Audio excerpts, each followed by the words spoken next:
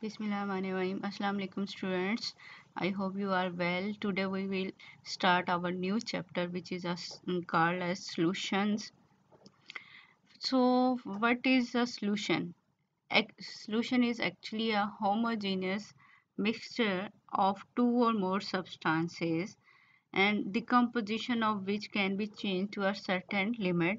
Actually, a homogeneous mixture of a solute in a solvent is called solution.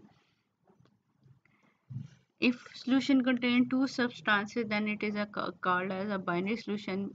Two substances are the solute and the solution. For example, a solution of sugar in water or solution of salt in water, in which the solute is the sugar or salt and the solvent is the water. The substance present in large amount is called the solvent, and the one present in small amount is called as the solute. We also know this. For example, in a 10% aqueous solution of sugar, the sugar is the solute and water is the solvent. For a given solution, the amount of solute dissolved in a unit volume of solution is called the concentration of the solution. Mean कि हम कितनी amount एक specific volume of solution के solvent के अंदर add करके solution बना रहे हैं, वो हमें बताती है कि ये इस सॉल्यूशन की क्या कंसंट्रेशन है. Solution containing relatively low concentration of solute are called the dilute solution. वो solution जिनके अंदर solute की concentration या solute की amount जो है वो कम होगी, उनको हम dilute solution कहते हैं. While those containing relatively higher concentration are called as the concentrated solutions. तो हमारे पास solution क्या होता है कि सॉल्यूशन जो है वो एक होमोजेनियस मिक्सचर होता है सॉल्यूट का सॉल्वेंट के अंदर. अगर ये टू सब्सटेंसेस हैं तो इसको हम बाइनरी सॉल्यूशन कहेंगे. अगर इस सॉल्यूशन के अंदर कंसंट्रेशन ऑफ सॉल्यूट जो है वो कम है तो इसको हम डाइल्यूट सॉल्यूशन कहते हैं. अगर हम कंसंट्रेशन ऑफ सॉल्यूट या अमाउंट ऑफ सॉल्यूट ज़्यादा कर दें तो ये हमारे पास कंसंट्रेटेड सॉल्यूशन बन जाएगा. सॉल्यूशंस को डिफरेंट टाइप्स में डिवाइड किया जाता है on the basis of the physical state of the solute and solvent. कि जो बाइनरी सॉल्यूशंस हैं हम इनको डिफरेंट 9 टाइप्स में डिवाइड कर देते हैं, क्लासीफाई कर देते हैं on the basis of physical state of solute and solvent के. मीन कि सॉल्यूट हमारे पास गैस है, लिक्विड है या सॉलिड है, या इसी तरह हमारे पास सॉल्वेंट जो है वो गैस है, लिक्विड है या सॉलिड है. तो उसकी बेस पे हम सॉल्यूशंस को डिफरेंट टाइप्स में डिवाइड करें. तो अगर हमारे पास सॉल्यूट जो है गैस हो, जो कि गैस सॉल्वेंट के अंदर डिसॉल्व है, तो ये हमारे पास इसकी एग्जांपल क्या आ सकती है? एयर, जिसके अंदर बहुत सारी गैसेस जो हैं वो दूसरी गैसेस के साथ मिक्स हुई हुई हैं. Air mixture, air and mixture of non reacting gases is example of this type of the solution.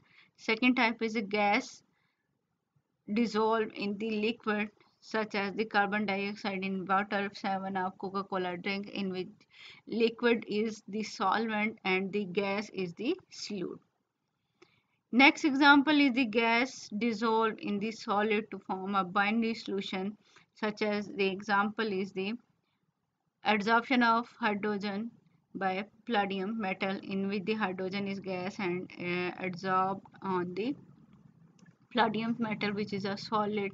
Similarly, when liquid is dissolved in gas, its example is water in air as a fog or water droplets. And liquid in liquid mean water in alcohol. Liquid dissolved in solid solvent, then its example is the mercury in sodium, which is called sodium amalgam. Next example of binary solution is this: when solid dissolved in the gas. Its best example is the smoke. When solid is dissolved in liquid, then its example is salt in water or sugar in water. When solid is dissolved in this other solid, its best example is the alloys such as brass, which contains zinc in copper metal. We have various concentration units to measure the concentration of the solution, such as molality, normality, ppm, ppb, ppt.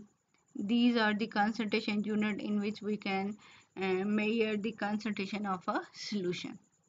The concentration of a solute actual में हमारे पास क्या है is the amount of solute dissolved in given quantity of the solvent or the solution. कितनी amount of हमारे पास जो salute है वो डिजोल्व हो रही है एक specific volume of the solvent के अंदर या सॉल्यूशन के अंदर, तो वो हमारे पास कंसंट्रेशन ऑफ अ सल्यूट हो जाती है.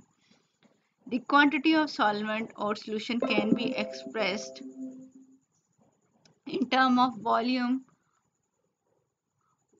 or in term of mass or molar amount. हम सॉल्वेंट की क्वांटिटी और सॉल्यूशन को किस तरह एक्सप्लेन कर रहे हैं, उसको कैसे ले रहे हैं, या तो उसका वॉल्यूम ले रहे होंगे या उसकी मैस ले रहे होते हैं या उसकी मोलर अमाउंट ले रहे होते हैं. Thus there are different ways of expressing the concentration of the solution. The first one is the molarity. Molarity is defined as the number of moles of solute dissolved per dm cube of the solution.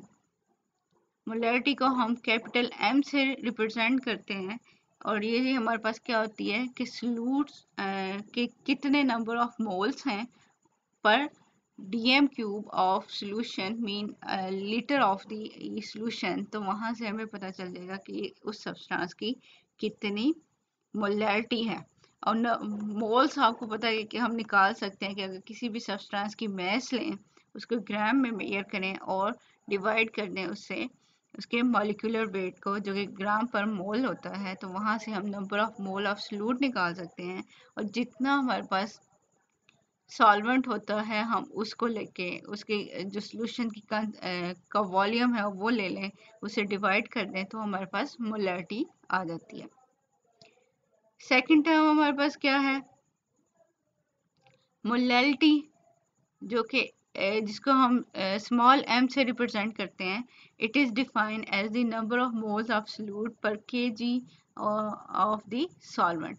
यहाँ पे क्या है, solvent लिया जा रहा है और solvent को किलोग्राम में मेजर किया जा रहा है, लेकिन मोलैरिटी के अंदर हमारे पास क्या है, हम सॉल्यूशन की टर्म लेते हैं और उसको वॉल्यूम के फॉर्म में ले रहे हैं, मीन क्यूबिक सेंटीमीटर की टर्म में ले रहे हैं, या सिंपली आप कह सकते हो इसको लीटर ले रहे हैं कि 1 लीटर ऑफ सॉल्यूशन जो कि 1000 ml होता है, 1000 डेसीमीटर क्यूब हो रहा होता है, या हम इसकी जगह 500 ml ले सकते हैं, 500 जो है डेसीमीटर क्यूब ले सकते हैं, या कोई भी जो है वॉल्यूम ऑफ सॉल्वेंट ले सकते हैं जो कि जिसका हमने टोटल सॉल्यूशन बनाना होता है. लेकिन यहाँ पे हमारे पास मोलैरिटी में क्या है कि यहाँ पे number of moles of solute तो हैं, लेकिन यहाँ पे हम सॉल्वेंट ले रहे हैं और जिसको हम मैस की फॉर्म में ले रहे हैं, जिसको किलोग्राम ऑफ द सॉल्वेंट ले रहे हैं. For example 1 mole of glucose dissolved in 500 gram of water gives 2 molar solution of glucose. कि अब हमने तो हमने ये कि मोल ऑफ ग्लूकोज कैसे निकाले, हमने मैस हमें मालूम है 180 ग्राम जो है हमने मैस ली है, और ग्लूकोज का मॉलिक्यूलर वेट भी हमारे पास क्या होता है 180 ग्राम. तो पहले हमने मोल कैसे निकाले कि 180 ग्राम डिवाइडेड बाय 180 ग्राम पर मोल, जिसकी वजह से ये हमारे पास क्या आ गया 1 मोल ऑफ दी सल्यूट आ गया, 1 मोल ऑफ ग्लूकोज आ गया, जिसको हमने 500 ग्राम ऑफ वाटर में डिसॉल्व कर रहे हैं. तो ये हमें कितने मोलर सोल्यूशन दे रहा है, ये हमें 2 मोलर सोल्यूशन दे रहा है of glucose. The difference between the definition of molarity and molarity is that the molarity is defined in term of volume of solution, whereas molarity is defined in term of mass of the solvent.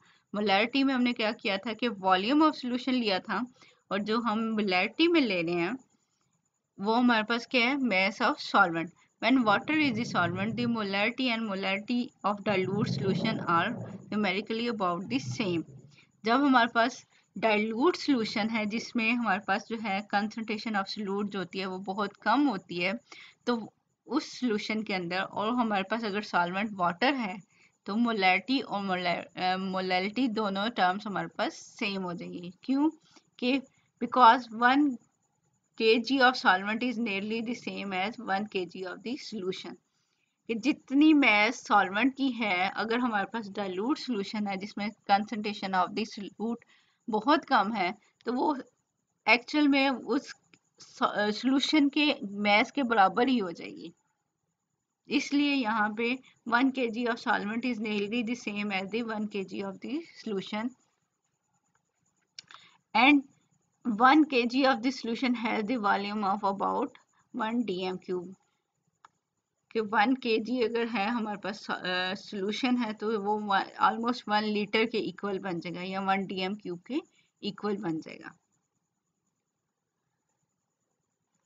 The molality of given solution does not vary with the temperature, mean temperature change करने से हमारे पास molality में change नहीं आता, लेकिन molality में change आ सकता है टेम्परेचर चेंज करने से। अब क्या है कि because the message do not very with the temperature. अब मोलैलिटी में हमने क्या लिया था, मैस ऑफ सॉल्यूट ली थी या उसके मोल्स लिए थे, और साथ साथ हम क्या कहने हैं, मैस ऑफ सॉल्वेंट ले रहे हैं। तो टेम्परेचर चेंज करने से हमारे पास जो है वो मैस में चेंज नहीं आता, इसलिए हमने जहाँ टेम्परेचर वेरी करना हो तो हम वहाँ पे सॉल्यूशन बनाते हैं मोलैलिटी में के अंदर, मोलैलिटी की टर्म में बनाते हैं। लेकिन अगर हमने जहाँ टेम्परेचर चेंज नहीं करना जिस एक्सपेरिमेंट के अंदर, तो फिर हम क्या कर रहे होते हैं, मोलैलिटी को यूज कर रहे होते हैं। So the molality of a given solution does not vary with the temperature because masses do not change with the temperature, but the molality is changed with the temperature because the expansion and contraction of the solution changes its volume। अब molality में हमने क्या लिया था कि number of moles of solute per dm cube of the solution। तो solutions के अंदर क्या होता है कि अगर हमारे पास टेम्परेचर चेंज कर दें तो सॉल्यूट एंड सॉल्वेंट की एक्सपेंशन भी हो सकती है, मीन उनकी इंट्रैक्शंस हो सकती हैं, अट्रैक्टिव फोर्सेस हो सकती हैं, रिपल्शन फोर्सेस हो सकती हैं, या कोई भी किसी भी टाइप की इंट्रैक्शन की वजह से जब टेम्परेचर चेंज करते हैं तो वहाँ पे सॉल्यूशन की एक्सपेंशन हो या कंट्रैक्शन हो तो वहाँ पे वॉल्यूम में चेंज आएगा। तो इसलिए हम कहते हैं कि मोलैलिटी के अंदर टेम्परेचर चेंज करने से वॉल्यूम में चेंज आ रहा होता है। That's why molality is used as a concentration unit when the solution is to be studied over a wide range of temperature। कि हमने जब टेम्परेचर को चेंज करना है तो हम मोलैलिटी को यूज करेंगे, अदरवाइज हम मोलैलिटी यूज करेंगे। Another concentration unit is mass percentage, or ppm or ppb। First one we see the mass percentage. It is the mass of solute dissolved per 100 parts by mass of the solution। कि कितनी amount, कितनी mass हम किसी भी solute की ले रहे हैं जो कि कोई टोटल solution बनाने के लिए यूज हो रहा है, जितने वॉल्यूम वो आ गया और उसको मल्टीप्लाई कर दें 100 ताकि वो परसेंटेज में हमारे पास solution आ जाएगा।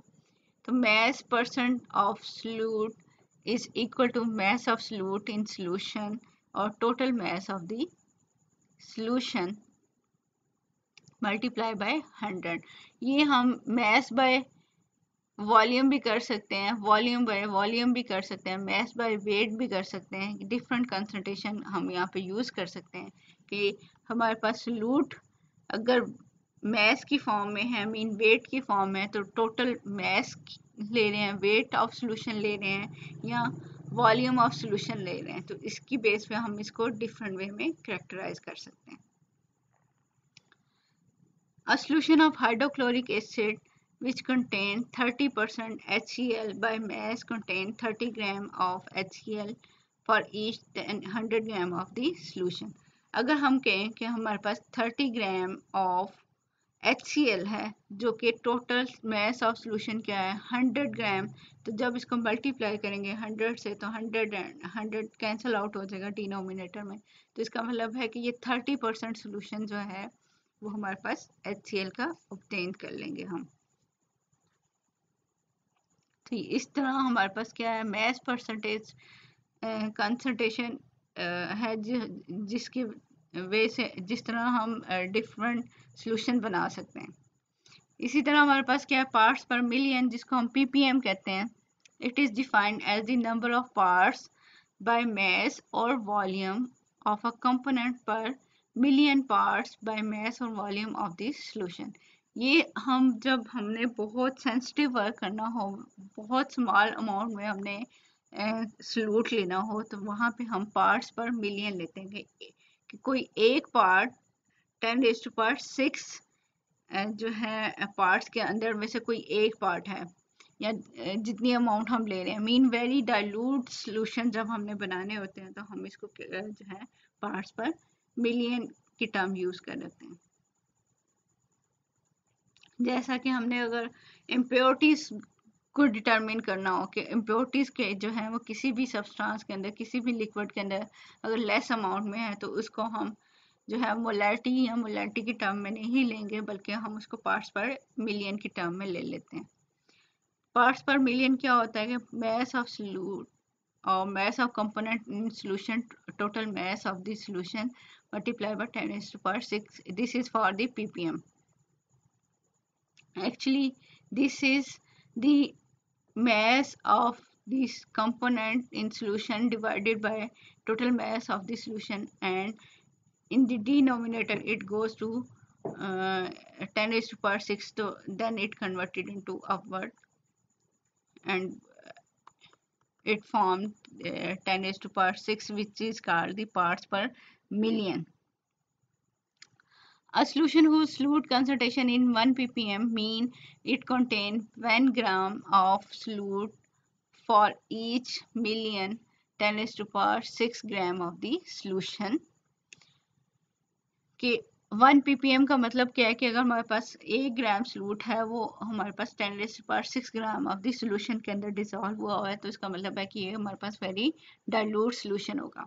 या अगर हम क्या करें कि अब आपको पता है 1 ग्राम के अंदर जो है वो 1000 मिलीग्राम होते हैं, तो हम अगर इसकी कटिंग करें यहाँ पे, तो ये क्या बन जाएगा 1 milligram of solute per kg of the solution. ये जो 6 है वो 3 में कन्वर्ट हो जाएगा, और यहाँ पे भी क्या है 1 ग्राम का की बजाय अगर हम 1000 लिखेंगे तो 1000 और ये 1000 इसके साथ कटिंग करके ये रिमेनिंग हमारे पास आ जाएगा 1 milligram of solute per kg of solution को हम क्या कहते हैं कि ये 1 ppm सॉल्यूशन है।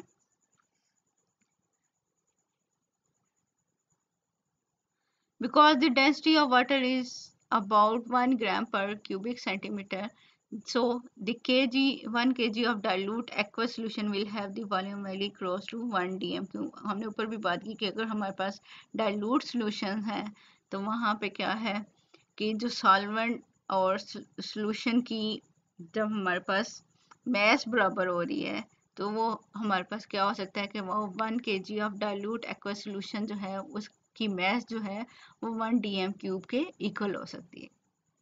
तो इसलिए हम क्या कह रहे हैं कि 10 the 1 ppm also correspond to 1 milligram of solute per dm³ of the solution। कि चाहे हम उसको kg की में ले लें या फिर हम उसको सॉल्यूशन की टर्म में dm³ में ले लें, तो वो ये हमारे पास 1 ppm बन जाएगा हमारे पास के 1 मिलीग्राम ऑफ सॉल्यूट पर dm³ of the solution. Example given is the arsenic, which is a toxic metal in drinking water. The acceptable maximum concentration of toxic or carcinogenic substances are often expressed in ppm। कि mean जो हम toxic substances हैं या carcinogenic substances हैं, उनको क्या कर रहे हैं कि वो क्योंकि लेस अमाउंट में होते हैं, तो हम उनकी कंसंट्रेशन उनकी कम होती है, तो हम उनको ppm में यह कर रहे हैं।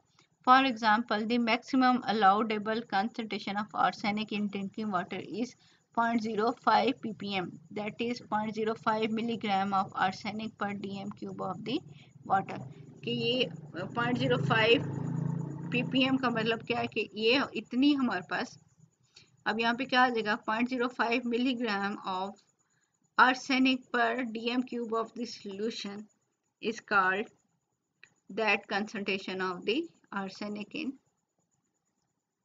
the drinking water. Similarly, one term is parts per billion, mean this solution is 1000 times more diluted than the parts per million solution. Solution which are very dilute, for that solution ppb is used, which is the parts per billion concentration. A concentration of 1 ppb represent a 1 gram of solute per billion gram of the solution. billion mean 10 raised to power 9 gram of the solution. अगर हम इसकी cutting करें तो ये क्या बन जाएगा 1 ग्राम, इधर क्या आ जाएगा कि अगर हम इसको माइक्रोग्राम में ले लें तो इसका मतलब है 10 raised to power 6 है, और यहाँ से अगर 10 raised to power 6 यहाँ से कटिंग हो जाएगी तो यहाँ क्या रह जाएगा 10 raised to power 3। तो इसकी वजह से हम क्या कह सकते हैं कि यहाँ या तो हम इसको 1 ppb को रिप्रेजेंट कर दें 1 gram of solute per billion gram of the solution, यहाँ फिर हम इसको कैसे कर सकते हैं 1 microgram of solute per dm cube of the solution.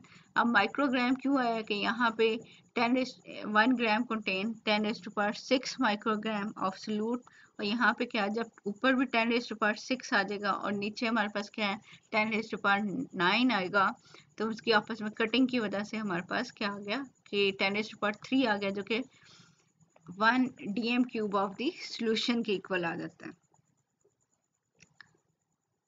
तो हम यहाँ पे यूनिट्स को कन्वर्ट कर सकते हैं। thus the allowable concentration of arsenic in water can be expressed as 50 ppb, mean 50 microgram of the solute is present per dm cube of the solution. Another concentration term is the mole fraction, which is represented by x. The mole fraction of a component, any component such as A, which is represented as XA in a solution, is defined as the mole of the component divided by the total mole of all the component present in the solution. कि किसी भी substance के कितने moles हैं जो कि dissolve हो रहे हैं सॉल्वेंट के अंदर और वो सॉल्यूशंस बना रहे हैं, तो उससे जितने टोटल मोल्स बनेंगे सॉल्यूशंस के वो डिनोमिनेटर में आ जाएंगे, और जो जिस भी कंपोनेंट का हम मालूम करना चाह रहे हैं तो वो हम क्या कर सकते हैं, वो हमारे पास न्यूमरेटर में आ जाएंगे कि number of mole of component A divided by total number of moles of all the component is equal to mole fraction of that substance. अगर हमारे पास कंसिडर करें कि दो सब्सटेंसेस हैं जो कि आपस में मिलकर सॉल्यूशंस बना रहे हैं, तो इसी तरह हम क्या कर सकते हैं, हम ये कर सकते हैं कि अगर एक्स ए को और एक्स बी को आपस में प्लस कर दें, ठीक है। एक्स ए हमने देख लिया कि moles of component A divided by total moles of all the component, तो एक्स बी क्या होगा moles of component of B divided by total moles of all the components. अगर हम इन दोनों को प्लस कर दें तो हमारे पास क्या है कि mole the sum of mole fraction of all the component of a solution is equal to 1। तो हमारे पास आंसर क्या आएगा, अल्टीमेट आंसर हमारे पास 1 आएगा। तो हम सिंपली उसको क्या कह देते हैं कि अगर हमारे पास एक सिस्टम में दो कंपोनेंट हैं, अगर हम उनकी मोल फ्रैक्शन को आपस में प्लस कर दें, सम कर दें, तो ये हमारे पास जो उसका आंसर आता है वो 1 आता है या यूनिटी आता है। इसलिए हम ये कहते हैं कि mole fraction of all component हमारे पास हमेशा 1 होती है। अब ऊपर भी कंसंट्रेशन टर्म्स हैं, नीचे भी कंसंट्रेशन टर्म है, या सिंपली आप कह दो कि ऊपर भी मोल है और नीचे भी मोल्स हैं, तो इसलिए इसके यूनिट्स आपस में कैंसिल आउट हो जाएंगे। The mole fraction have no unit because the unit in the numerator and denominator are cancel out with each other. ये तो थे हमारे पास सॉल्यूशन की different units, different concentration unit जिनमें हम सॉल्यूशन को मेजर कर सकते हैं, सॉल्यूशन बना सकते हैं। अब हम देखते हैं कि आइडियल सॉल्यूशंस क्या होते हैं। आइडियल सॉल्यूशंस हमारे पास वो सॉल्यूशंस होते हैं जब एक सॉल्यूट को दूसरे सॉल्वेंट के अंदर मिक्स किया जाता है, तो वहाँ पे अगर उनकी एक्टिविटी सेम है सॉल्यूट की, या ईच कंपोनेंट की एक्टिविटी सेम है, जैसे उसके मोल फ्रैक्शन है, या हम सिंपल फॉर्म में कह दें कि वो सॉल्यूशन जिनको जब हम बनाते हैं तो वॉल्यूम में चेंज ना हो या इंथैल्पी में कोई चेंज ना हो, तो वो हमारे पास आइडियल सॉल्यूशंस होते हैं। मीन कि हमारे पास जितनी पहले सॉल्वेंट की हमारे पास जो है वॉल्यूम था, उतना ही वॉल्यूम रहे सॉल्यूशन बनाने के बाद, या जितनी एंथैल्पी पहले थी उतनी ही एंथैल्पी रह रही है, तो वो हमारे पास क्या होंगे कि आइडियल सॉल्यूशंस होंगे। मीन कि किसी भी तरह की कोई चेंजेस नहीं आ रही, कोई ऐसा बहुत ज़्यादा कोई इंट्रैक्शन शो नहीं हो रही जिसकी वजह से ना तो वॉल्यूम में चेंज हो रहा है और ना ही हमारे पास एंथैल्पी में चेंज हो रहा हो। तो इस तरह के जो सॉल्यूशंस होते हैं वो हमारे पास आइडियल सॉल्यूशंस होते हैं। एक्चुअली पहले हम आइडियल सॉल्यूशन के बारे में देखते हैं, स्टडी करते हैं, कोई रेफरेंस बना लेते हैं कि आइडियल सॉल्यूशन ये हैं। उसके साथ साथ फिर हम देखते हैं कि रियल सॉल्यूशन क्या होते हैं, कि कितना वो रियल सॉल्यूशन इससे आइडियल बिहेवियर से डेविएट करते हैं, कितना वो चेंज होते हैं। अब आइडियल सॉल्यूशन सिंपली हम कह देते हैं कि जो रोल्स लॉ को ओबे कर रहे हैं, या वो सॉल्यूशन जिनमें एक्टिविटी ऑफ ईच कंपोनेंट जो है वो इक्वल है उसके मोल फ्रैक्शन के, ठीक है, या वो सॉल्यूशन जिनके जब फॉर्म होते हैं तो उनके वॉल्यूम में चेंज ना आए, उनकी एंथैल्पी में चेंज ना आए, तो ये हमारे पास आइडियल सॉल्यूशंस होते हैं। The concept of an ideal solution is quite useful because it serves as a standard to judge the behavior of real solution। कि इसको हम स्टैंडर्ड बना लेते हैं कि ऐसे हमारे पास आइडियल सॉल्यूशन है तो रियल सॉल्यूशन अगर उसे कितना डेविएट कर रहे होते हैं। An ideal solution is defined as one in which the activity of each component is equal to small fraction under all condition of temperature, pressure and concentration। Activity of A or 1 is equal to mole fraction of 1, or similarly activity of 2 is equal to the mole fraction of 2. Moreover, thermodynamically, in the formation of an ideal solution, no change in the volume and enthalpy take place during the formation of a solution। अब ये क्यों change नहीं आ रहा, क्योंकि जितनी interaction जो है solvent की पहले थी उतनी ही इंट्रैक्शन सॉल्यूट को ऐड करने के बाद भी आ रही है। मीन उसकी इंट्रैक्शन में चेंजेस नहीं आ रही। In ideal solution the interaction between solute and solvent molecule are the same as between the molecule of the separate component. कि जैसी इंट्रैक्शन सॉल्यूट की आपस में सॉल्यूट कंपोनेंट के साथ थी वो वैसी ही रहती हैं। इसी तरह हमारे पास जो अगर सॉल्वेंट की दूसरे सॉल्वेंट मॉलिक्यूल के साथ जो इंटरेक्शन है वो वैसी रहेंगी, उनमें कोई चेंज नहीं आता जब इनका सॉल्यूशन बनाया जाता है। Alternately we can define as an ideal solution is one in which each component of the solution obeys Rolle's law at all temperature and pressure। कि वो सॉल्यूशन जो कि रोल्स लॉ को ओबे करते हैं, इनको हम क्या कहते हैं कि ये किसी भी टेम्परेचर और प्रेशर के ऊपर और रोल्स लॉ को ओबे करें, तो ये हमारे पास क्या है, ये हमारे पास आइडियल सॉल्यूशंस आ जाते हैं। Some example of liquid ideal solutions are when benzene is dissolved in toluene or when benzene is dissolved in ether, and chlorobenzene or bromobenzene dissolve in each other, they form the ideal solution। हमने आगे भी roles law को पढ़ना है, लेकिन हम यहाँ भी इसको डिफाइन कर रहे हैं कि रोल्स लॉ एक्चुअली है क्या। When a non-volatile non-electrolyte solute is added to a solvent, the vapor pressure of a solvent is lowered। The lowering of vapor pressure is directly proportional to the amount of solute dissolved in a fixed amount of the solvent। अब हमारे पास क्या है कि जब हम solute add कर रहे हैं तो वो क्या है, solute आपको पता है किसी solute डिफरेंट टाइप्स के भी हो सकते हैं, कि अब हम कह रहे हैं कि जब ये नॉन वोलेटाइल सॉल्यूट है, नॉन वोलेटाइल सॉल्यूट मीन कि वो वेपर्स में जल्दी कन्वर्ट नहीं होता, ठीक है, वो इतनी जल्दी वेपर्स में कन्वर्ट नहीं होता, तो वो हमारे पास क्या है। और नॉन इलेक्ट्रोलाइट मीन कि वो आइंस में कन्वर्ट नहीं हो रहा, ऐसा सॉल्यूट हम ले रहे हैं कि जो कि नॉन वोलेटाइल है, नॉन इलेक्ट्रोलाइट है। जब इसको हम सॉल्वेंट के अंदर ऐड कर दें तो क्या है, vapour pressure of the solvent is lower. जितना वेपर प्रेशर सॉल्वेंट का पहले था वो लो हो गया। क्यों लो हो गया? पहले तो जो सरफेस थी, सरफेस के ऊपर सिर्फ और सिर्फ सॉल्वेंट मॉलिक्यूल्स हैं, वो जो सॉल्वेंट मॉलिक्यूल्स हैं जस्ट वो ही वेपर्स में कन्वर्ट हो रहे थे, लिक्विड से वेपर्स में जा रहे थे। लेकिन जब हम सरफेस के ऊपर कोई और सब्सटेंस लगा दें, मींस लूट ऐड कर दें, तो क्या होगा कि वेपर प्रेशर ऑफ सॉल्वेंट क्या हो जाता है, डिक्रीज हो जाएगा। तो हम क्या कह रहे हैं कि when a non volatile non electrolyte solute is added to a solvent, the vapour pressure of the solvent is lower, कि सॉल्वेंट का वेपर प्रेशर जो है वो डिक्रीज हो जाता है।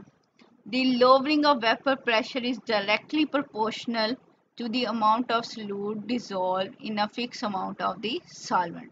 कि ये कितना लो होगा वेपर प्रेशर ऑफ सॉल्वेंट, वो डिपेंड करता है कि हम कितनी मैस ऑफ सॉल्यूट ऐड कर रहे हैं। जितना ज़्यादा सॉल्यूट ऐड करते जाएंगे उतनी ज़्यादा सरफेस जो है वो सॉल्यूट से कवर हो जाएगी, तो सॉल्वेंट मॉलिक्यूल्स को टाइम ही नहीं मिलेगा कि वो जो है, या सॉल्वेंट मॉलिक्यूल्स को स्पेस ही नहीं मिली कि वो लिक्विड से वेपर फेयर्स के अंदर कन्वर्ट हो सके। तो इसकी वजह से हम कहते हैं कि lowering of vapour pressure is directly proportional to the amount of solute dissolved in a fixed amount of the solvent. The quantitative relationship between the lowering of vapor pressure and the amount of solute present in a solution was given by F.M. Rhodes in 1887. That's why it is called the Rhodes law. So the Rhodes law also states that in dilute solution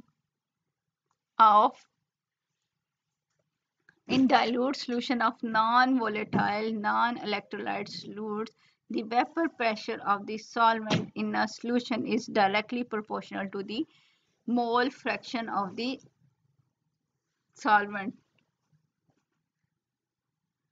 कि solvent का कितना mole fraction है। अब solution बनने के बाद वो उस पर डिपेंड कर रहा है कि हमारे पास कितना सॉल्वेंट का मोल फ्रैक्शन है, कि अगर सॉल्वेंट ज़्यादा होगा तो उतना ज़्यादा वेपर प्रेशर होगा सॉल्यूशन के अंदर। तो इसलिए हम क्या कह रहे हैं कि in a dilute solution of non-volatile non-electrolyte solute the vapor pressure of the solvent in a solution, यानी कि अब हमारे पास क्या है कि सॉल्यूशंस बना हुआ है, सॉल्यूशन के अंदर जो वेपर प्रेशर आ रहा है वो किस पे डिपेंड कर रहा है कि हमारे पास कितने सॉल्वेंट मॉलिक्यूल जो हैं वो कन्वर्ट हो रहे हैं वेपर्स के अंदर। इसलिए सॉल्यूशन के अंदर जो वेपर प्रेशर है वो डायरेक्टली रिलेटेड है mole pressure of the mole fraction of the solvent. अब P रिप्रेजेंट कर रहा है कि vapour pressure of the solution, और अगर हम नीचे जाके देखें ये हमारे पास क्या है कि vapour pressure of the pure solute is represented by P not and vapour pressure in solution is represented by the P। सो इस स्टेटमेंट के लिहाज से हमारे पास क्या बना कि vapour pressure of solution is directly proportional to the mole fraction of the solvent which is represented at x1। Solvent के लिए 1 यूज कर रहे हैं और जो सॉल्यूट है उसके लिए हम 2 यूज कर रहे हैं। When P is directly proportional to the mole fraction, अब ये P हमारे पास क्या है, vapour pressure of solution which is directly proportional to the mole fraction of the solvent. अब इस प्रोपोर्शनैलिटी साइन की बजाय हम क्या करते हैं, कांस्टेंट लगा रहे हैं, जिसको हम कह रहे हैं कि ये हमारे पास क्या है, P नॉट। अब ये P नॉट क्या है, ये एक्चुअल में हमारे पास है vapour pressure of the solvent, और ये सिंपल P हमारे पास है vapour pressure of the solvent in solution, और सिंपली अब हम कह सकते हैं वेपर प्रेशर इन सॉल्यूशन। अब अगर हम इस इक्वेशन को रीअरेंज करें, P ओवर P नॉट आ गया, ये साइड से मल्टीप्लाई हो रहा है, इधर डिवाइड हो गया और इज इक्वल टू x1, ये आ गया। अब हमने पीछे पढ़ा था कि mole fraction of all component is equal to 1, कि जब हम दो कंपोनेंट का या दो से ज़्यादा कंपोनेंट का जब मोल फ्रैक्शन निकालते हैं तो वो हमारे पास क्या हो जाता है कि उसका सम जो है वो हमारे पास यूनिटी होता है या 1 होता है। तो हम यहाँ से इस इक्वेशन को यूज़ कर सकते हैं कि ये हमारे पास क्या है, x1 plus x2 is equal to 1। तो अगर हमने x1 की वैल्यू निकालनी हो तो हम क्या करेंगे, तो ये वैल्यू क्या बन जाएगी, 1 माइनस x2 बन जाएगी। हमने क्या किया कि यहाँ पे वैल्यू पुट की x1 की, जो कि क्या आई, 1 माइनस x2। अब अगर हमने यहाँ से 1 माइनस x2 से भी x2 की वैल्यू निकालनी हो तो क्या होगा कि x2 जो है इक्वेशन की दूसरी साइड चला जाएगा और 1 जो है वो इक्वेशन के एक साइड पर रह जाएगा। तो फाइनल इक्वेशन हमारे पास क्या बन जाएगी, 1 minus p over p naught is equal to x2। हम यहाँ पे क्या कर सकते हैं, एलसीएम ले लें कि यहाँ पे पी नॉट है और यहाँ पे कुछ भी नहीं है, तो डिनोमिनेटर में हमारे पास क्या आ जाएगा, पी नॉट, और यहाँ क्या बन जाएगा, P naught minus P is equal to x2 where p is the. अब यहाँ पे हमारे पास क्या है, पी नॉट जो था हमारे पास प्योर सॉल्वेंट का वेपर प्रेशर था, और माइनस हम कह रहे हैं कि जो सोल्यूशन के अंदर वेपर प्रेशर है।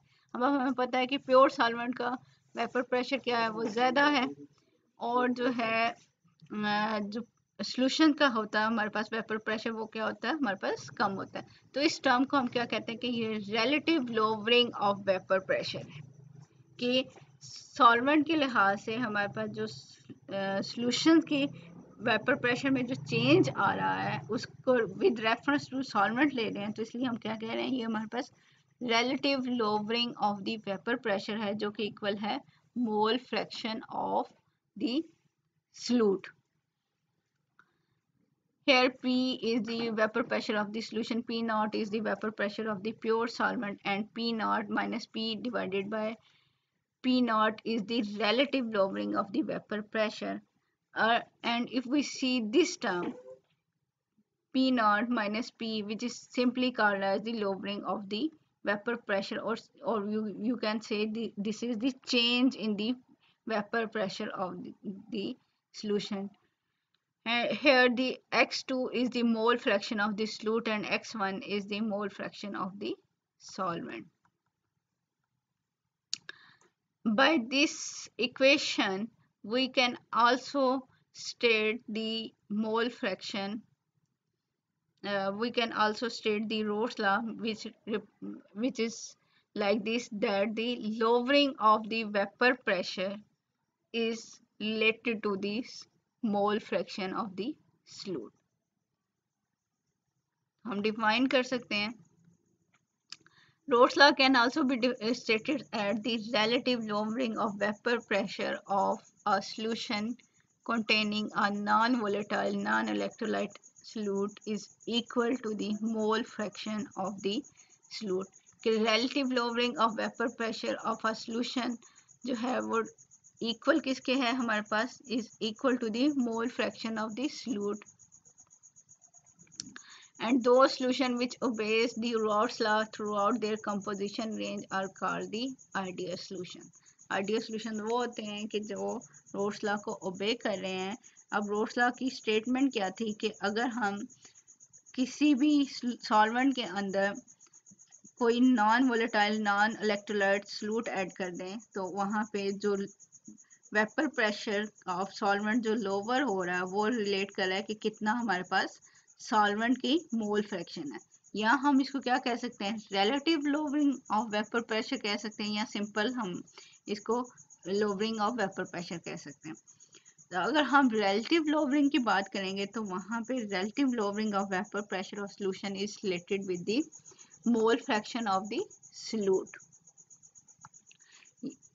या फिर हम ये कह सकते हैं कि आइडियल सॉल्यूशन के अंदर जो एक्टिविटी है वो इक्वल हो मोल फ्रैक्शन ऑफ कंपोनेंट्स, या जब हमारे पास change in volume and change in enthalpy जो है वो ज़ीरो हो तो हम ये उन सॉल्यूशंस को आइडियल सॉल्यूशन कह देते हैं। अब ये चेंज क्यों ज़ीरो है कि जितनी इंट्रैक्शन जितनी अट्रैक्शन या रिपल्शन आपस में सॉल्यूट के मॉलिक्यूल्स की थी या सॉल्वेंट के मॉलिक्यूल्स की थी, वो सॉल्यूशन बनाने के बाद भी उतनी ही रहती है, उनके अंदर कोई चेंज नहीं आ रहा, कोई इंट्रैक्शन शो नहीं हो रही, तो ये सॉल्यूशन हमारे पास क्या होते हैं, आइडियल सॉल्यूशंस होते हैं.